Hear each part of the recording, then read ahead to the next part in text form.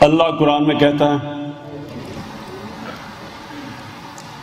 کہ میری زمین پہ چل کے دیکھو کتنی قومیں میں نے برباد کی جو میرے حکم پہ نہیں چلی.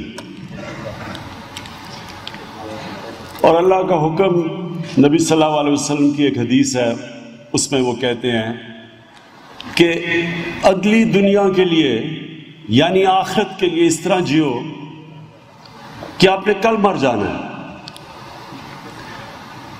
لیکن اس دنیا کے لیے اس طرح جیو کہ آپ نے 1000 سال زندہ رہنا ہے.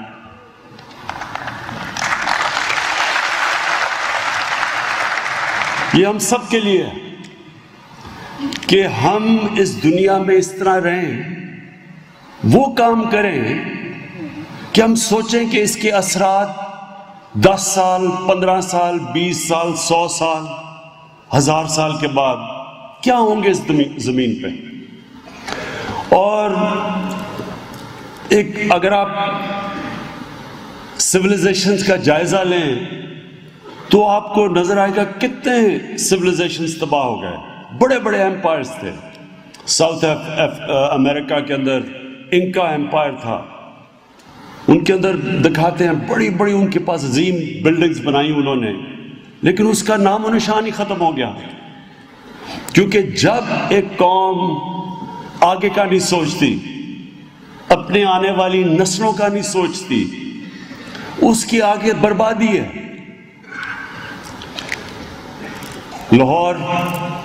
میں لاہور میں بڑا ہوا. ہم لاہور کا پانی نلکے سے پیا کرتے تھے، میٹھا پانی تھا. لاہور کی ہوا، آب و ہوا صاف، یعنی یہ میں بات کر رہا ہوں تقریباً 30-35 سال پہلے بھی لاہور ایک بڑا صاف شہر تھا. آج لاہور کے اندر سانس نہیں آپ لے سکتے. جو لاہور کے آج حالات ہیں، جو بوڑھے ہیں اور بچے ہیں، ان کی زندگیوں کو خطرہ ہے. وہاں جو پولوشن لیول ہے وہ ادھر تک پہنچ گیا ہے کہ جو ہمارے بڑے ہیں ان کو لنگز کی بیماریاں بڑھتی جا رہی ہیں. کیونکہ جو پولوشن ہے وہ ایک سائلنٹ کلر ہے. ایک تو ہوتا ہے نا ایکسیڈنٹ، کسی نے گولی ماری یا قتل کیا تو آپ کو نظر آتا ہے. جو پولوشن ہے وہ پتہ نہیں چلتا، اور آہستہ آہستہ آپ کو سالوں کے بعد پتہ چلتا ہے کہ کتنے لوگ پولوشن کا شکار ہو گئے. اور لاہور میں ہم سمجھتے تھے کہ دلی بہت پولوٹڈ ہے اور دلی کے اندر بہت برے حالات ہیں لوگوں کے، لیکن افسوس سے کہنا پڑتا ہے کہ لاہور تقریباً ادھر تک پہنچ گیا، یعنی کہ دنیا کا دوسرا یا تیسرا پولوٹڈ شہر بن گیا. اور اس کی وجہ یہ ہے کہ کسی نے سوچا ہی نہیں. جب لاہور کی ڈیولپمنٹ ہو رہی تھی کسی نے نہیں سوچا کہ ہمیں کیا کرنا چاہیے. لاہور میں جو ہم درخت کاٹتے جا رہے ہیں، پچھلے 10 سالوں کے اندر جو مجھے انہوں نے پریزنٹیشن دی، 70% لاہور کا درختوں کا کور کاٹا گیا. یعنی 70% جو گرین کور تھا وہ کم ہوا 10 سالوں کے اندر. تو اس کے نتائج تو آنے تھے، کیونکہ درخت ہوا کو صاف کرتے ہیں، آکسیجن دیتے ہیں، رات کو کاربن ڈائی آکسائڈ کو ابزارب کرتے ہیں. تو جب آپ درخت کاٹ دیں اور کانکریٹ بنا دیں ساری، تو آپ آگے کا نہ سوچے تو اس کا تو پھر افیکٹ آتا ہے. اللہ نے وہ ملک ہمیں دیا ہے، وہ ملک دیا ہے جو، کیونکہ یہاں سے جب اگر لوگ باہر نہیں گئے، دنیا انہوں نے نہیں دیکھی، ان کو اندازہ نہیں ہے کہ اللہ نے کتنی بڑی نعمت جو پاکستان ہے، جو ہمیں اس نے نعمت عطا کی ہے. کیونکہ لوگوں کو پتہ نہیں ہے دنیا کیا ہے. میں تقریباً دنیا کی ساری جگہ جا چکا ہوں، ساری دنیا دیکھ چکا ہوں.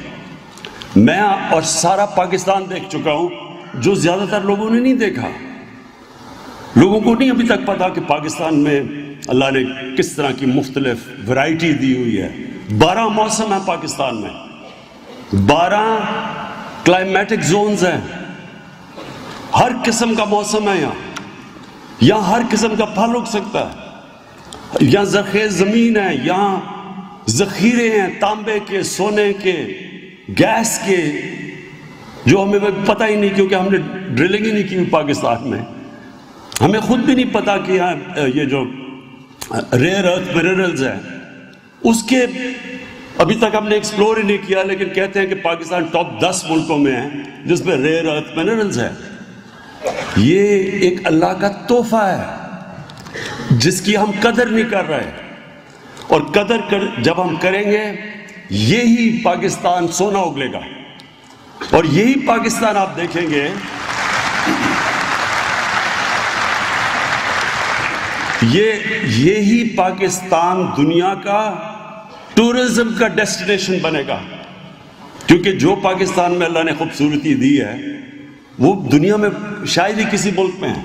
اس لیے یہ بڑا آج اہم چیز ہے کہ سارا ملک قوم مل کے یہ جو ہم تباہ کر رہے ہیں اپنے ملک کو، اس کا مقابلہ کریں. یہ جو میں اپنے ہمارے جو اسٹوڈنٹس ہیں جو اس ملک کا مستقبل ہے، پلیز یہ یاد رکھیں یہ آپ کا مستقبل ہے. یہ نیا پاکستان جو کانسیپٹ ہے نا، اس کو سمجھنا ہے.